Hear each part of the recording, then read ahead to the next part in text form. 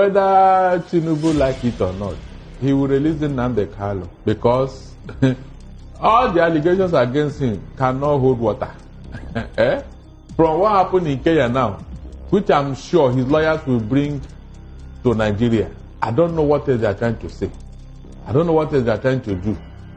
More so when the prosecution have closed their case. They have closed their case already. That means they have nothing else to add to what they have been doing all along. That is one. Then two, Tinubu cannot keep Nnamdi in detention, Nnamdi Kanu in detention, and still come to the Southeast to campaign and expect Igbo to give their vote. It will never happen. We are no longer missing words. It cannot happen. More so when this young man is being kept in detention unjustly. The facts are there, unjustly. So that woman is not even talking properly, telling me it's not for. If Tinubu does not release Nnamdi Kanu, on what ground will he come to campaign and ask the Igbo? Should he be campaigning with the life of the man in the first instance? Look, whether it is or not, is that what this one is doing in the north and every other place? What is it for? That 2 months, he said Nigeria is violating Nnamdi Kanu international constitution and protection law.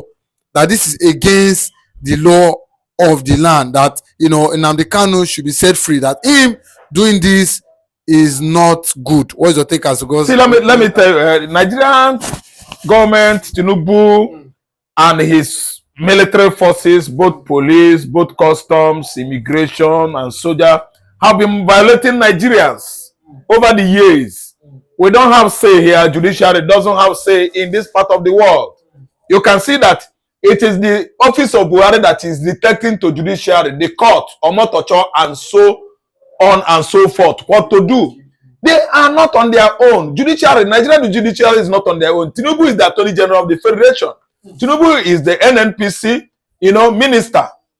No, he is Petroleum Minister. Tinubu's office controls everywhere. Local government, state government, federal government, every federal agencies are under him. That is the kind of monkey, apes, and baboon democracy we are practicing in Nigeria. I wonder why the Kenya justice, is quite very, not happy and, concentrating on what to do next. Because if he eyes Nigeria, he's going to get it wrong.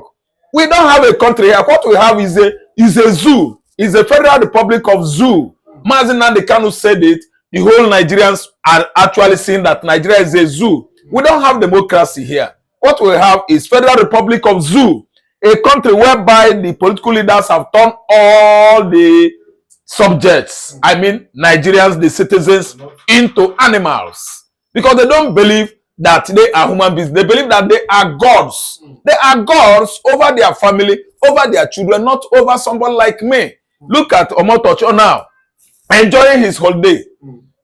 His holidays with his family. Someone that is innocent is languishing in jail. Look at Tojibelo, the bandit, the killer, that is perpetrating all manners of terrorist activities in the northern Nigeria, core north, northwest, northeast. He's enjoying himself there in the bush, in the town, in his communities. Anytime they are celebrating this Eid, Tojibelo should go out and celebrate with his communities. While Nnamdi Kanu, an innocent man, is languishing in jail. That is the kind of president Nigeria is having right now. Tinubu himself, he didn't go to school. He's a businessman. He's a man that has been making money all his life.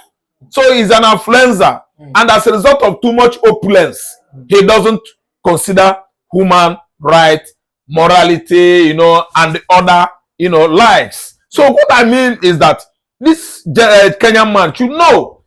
Has the man not been going through social media to find out that we don't have democracy here? What we have is kleptocracy.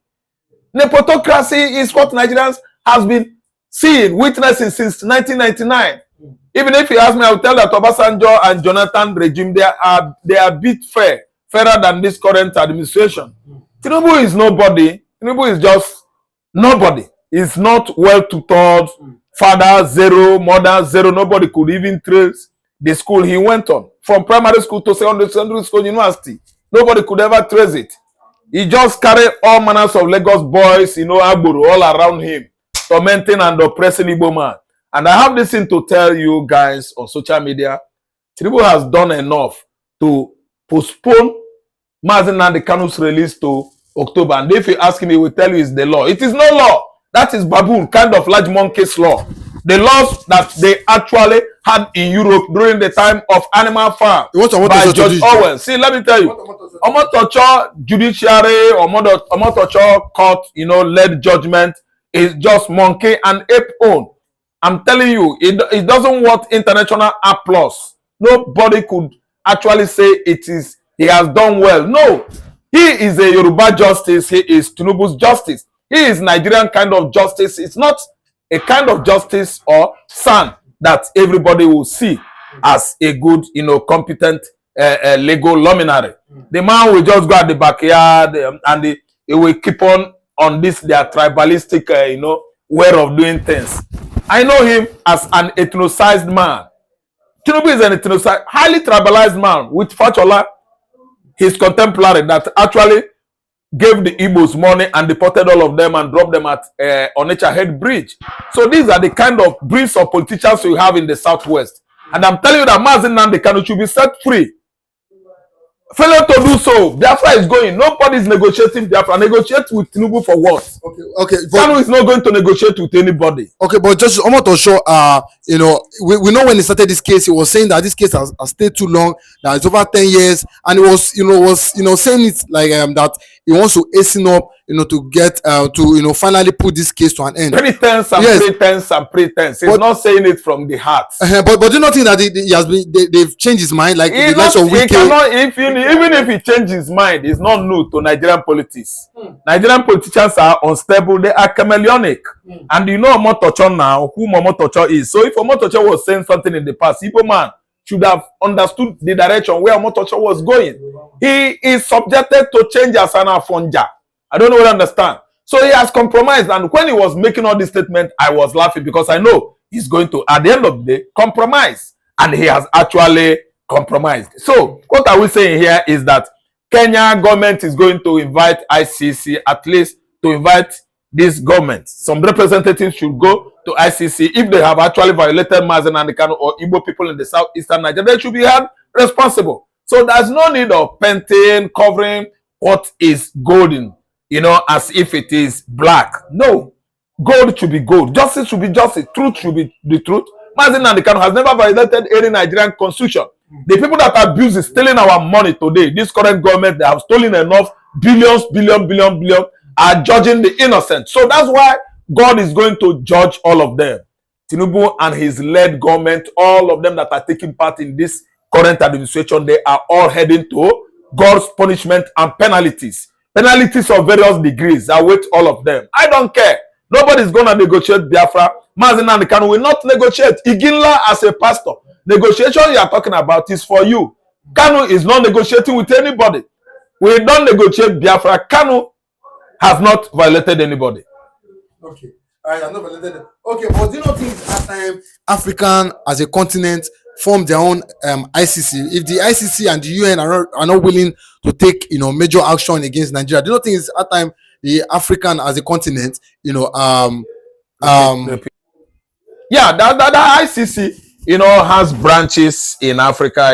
They are just a branch of United Nations organization. Of course, various African states or nations are members of UNO that commenced from 1945 till date. So no need of having ICC for Africa, but they should have ICC for Africa office headquarters that will be taking care of the entire continent, because it seems that the one in Brussels is not doing enough. The white skin is not considering issues when it happens to the black. That's why we are saying of bringing a very strong, solid headquarters branch of ICC in Africa, so that our problem should be taken care of immediately, not when it is dragging to 10 to 20 years that people may have died. That is when ICC should come. No, we need headquarters here, working one, very, very objective one, the one that should be very, very active with good objectivities, should be situated in Africa, so that anytime there is an issue, they will rush and take care. If you look at the way ICC is handling issues in Africa, you will find out that when it has, gotten too late, like look at what happened to Abacha of Sudan. The Sudanese government that run the government of that country for 30-something years after annihilating millions with stringent laws and the policy in Sudan. ICC had to buggle him back to Brussels. And by then, many people may have died. Many millions died. And then you see that for people, they have been killing that for the southern Sudan and reduce their population. And so that's it. And, if we have a very strong headquarters of ICC and affiliation of International Criminal Court in Addis Ababa, Southern Africa, or in Nigeria, any good country in Africa, I think they are going to take care of, what African leaders are doing to Africans. And again, let me tell you, there are many factors militating, situating or building, international ICC, establishment in Africa here. Ask me why. The real leaders in Africa are the reasons for situating ICC on the continent of Africa, which of course, they won't allow it to be. Do you think that Tinubu will allow ICC to be situated in Lagos? No, because he has messed up international law, local law, and he's doing as he likes. He is busy embezzling Nigerian public funds, so he wouldn't allow anything like ICC affiliation be situated anywhere in West Africa, East Africa, Southern Africa, or Central Africa. These are the leaders we have in Africa. They are all monstrous, politicians. They won't allow, ICC to be situated here. Because actually, if it does, it means they have failed with their, white supremacists from Europe that are conniving with them, stealing African commonwealths from Africans. So, situating ICC here, I see it as a mountainous project, an econ project that could never be possible. Who are the people that will allow that? The same political leaders who are thieves, stealing our money into Europe. And who could allow that? The Europeans. And you know that the Europeans are benefiting from our natural resources that are stealing with all these politicians, positioned and presented by them to win elections. After being European observers, American observers, they allow someone that will favor them to take over the affair of government. So I don't see it coming. It has failed. ICC, I don't think will ever be here. But what am I trying to say here? All I know is that come what may, Africans should stand up. Like what Nnamdi Kanu is doing. The whole Africa should congregate together. I mean, every Pan-Africanist. We will all congregate together as human rights activists to fight all these monstrous politicians across Africa. They are the reason why African economy has been down in shambles for over decades. Africa as a continent is not moving forward at all because of neocolonialism. They are all dancing to the costumes of our former colonialists, at least to keep on stealing, plundering, plundering our economy. That is their own, utmost aims. Okay, but do you not think if the Justice Winter finally take Nigeria to ICC over this, Nnamdi Kanu's, ordeal, do you not think it will destroy the relationship between Nigeria and Kenya? No. It won't. It won't. No. Kenya is running a kleptocratic system of government, and recently we've seen how they have fought with Uhuru, and when Uhuru was edged out by Ruto, they fought Ruto with all their resources because Ruto administration is more or less Tinubu administration. None of them is doing Africans well. The whole policy of government of Africa this time around are cornered, to the private, let me say, hands. I mean, the political elite, the stakeholders in every country, they are the one in charge and they favor themselves. Don't you see that it won't happen, it won't cause any problem because Ruto knows exactly what Buhari wants, and Buhari actually know exactly what Ruto wants, and then again Tinubu himself is among them all. So it is not going to work because they are all bed of same feathers. They will never like better atmosphere, better government, for Africans. I don't see it, happening. Kenya and Nigeria, they are not going to misunderstand themselves. Both countries are guilty of human rights violation at high volume. So both countries they are all guilty. They are not going to fight themselves. But it was allegedly report that someone Nnamdi Kanu was secretly told, by the British, and at the same time, by the Nigerian government that it should deny Simon Ekpa. Do you actually think this is possible? No, it is not possible. Ekpa is a wonderful boy, is doing well, and the only person that matched Mazen Nnamdi Kanu's position in the southeastern Nigeria is Simon Ekpa Njoku. He actually outsmarted others. Others actually deviated from following the real Biafra ideology. How did they fail? Raf Wazulike collected bribe from the Fulani Janjaweed, more than $10 million. What about the Uchemefo sold out, a fluke and a joke. He could not match that position of Mazu Nnamdi Kanu. If you want to take the position, you should deny your flesh and become someone that is a God chaser. You will be following God and God will be giving you the direction. Mazi Nnamdi Kanu is a prophet. He's a Nostradamus of our time who actually predicted all the anomalies, political anomalies going on presently in Nigeria.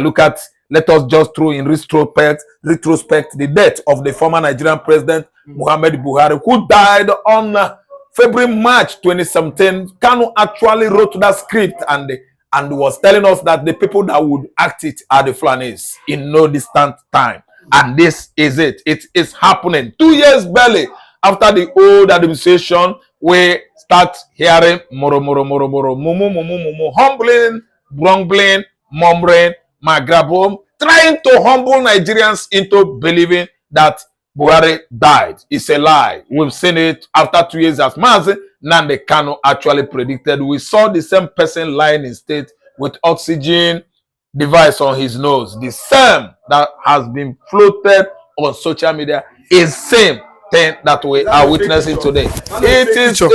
It is not a fake picture. It is a reality. They don't know how to duplicate it again. It is a reality. When you said fake picture, it means you are saying it's not Buhari. No, it's Buhari now. The former Buhari is it. But they just didn't know that someone has thrown it on social media before. They forced Buhari. That's why they have failed themselves. They actually, loaded guns and shot themselves on the foot. Have that Femi Adesina, who was at the time the media special advisor on media and publicity to the then President Muhammad Buhari from 2015 to 2023. And on the launch of one of his books, he made a very worrying statement.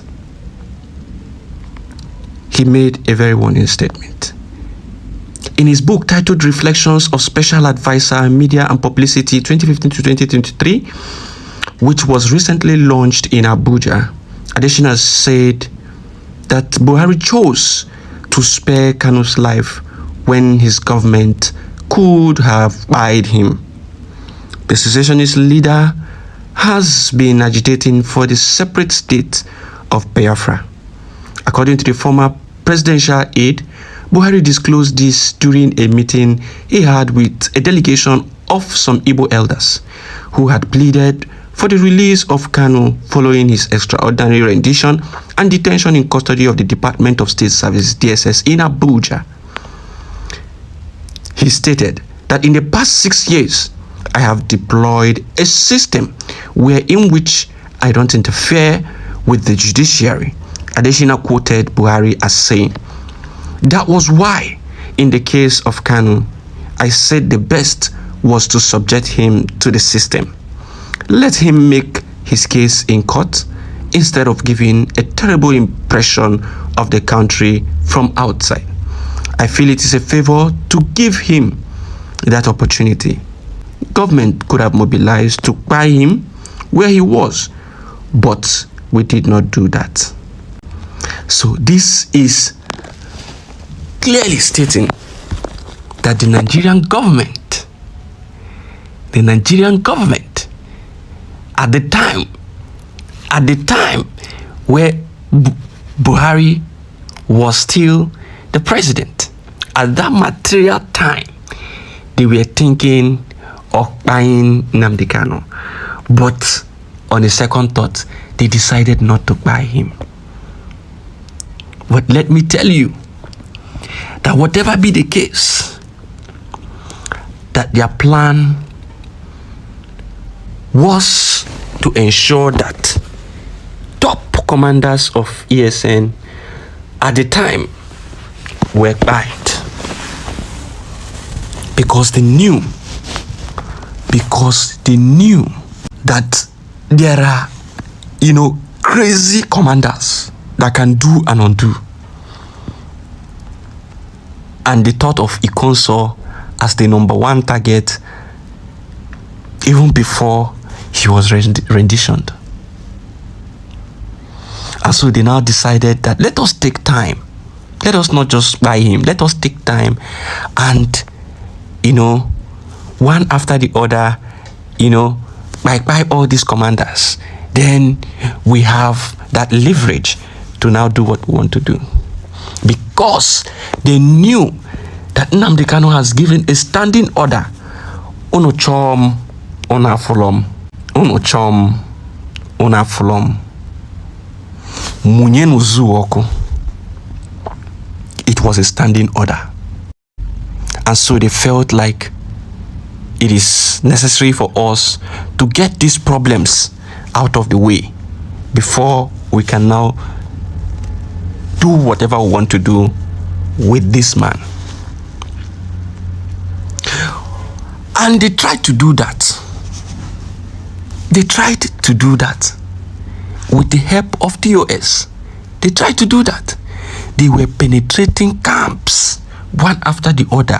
They were buying commanders one after the other. The strong commanders, they were trying to buy them one after the other.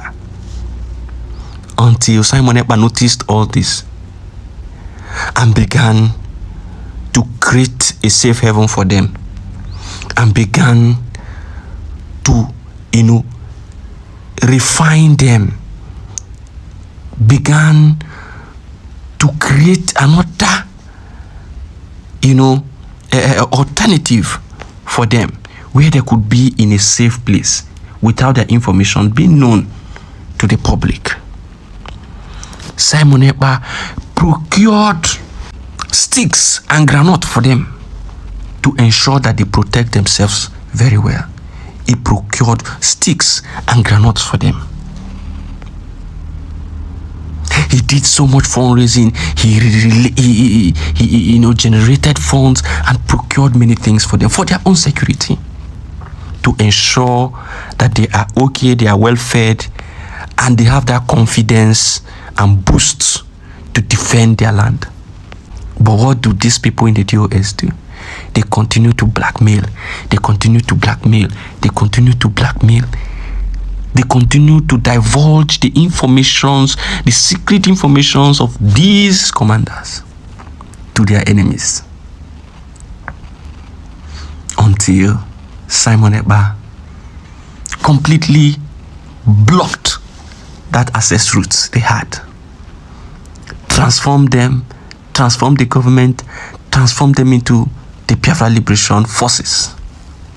And today, you have a strong force that can defend the land at all times. All thanks to the strong and wonderful people of Biafra, to those who have their senses intact, to those who reason like true Biafrans, to Mazi Simon Ekpa, the Prime Minister of Biafra Republic of Nigeria, who was there standing strong without bulging to all the attacks and all the shenanigans, the propaganda and the lies against him. He stood firm. He stood firm. And in other news, we want to let you know that the Prime Minister has just announced that another major pipeline is currently on flames. Another major pipeline is currently on flames. The Biafra forces is determined to stop the flow of oil revenues to Zugeria Islamic State. The oil is in Biafra territory, and the zoo is using the revenue generated from the oil to fund the buying, the oofing, the metamorphosing of many Biafrans. And This must not continue. Our target, according to the Prime Minister, is to completely,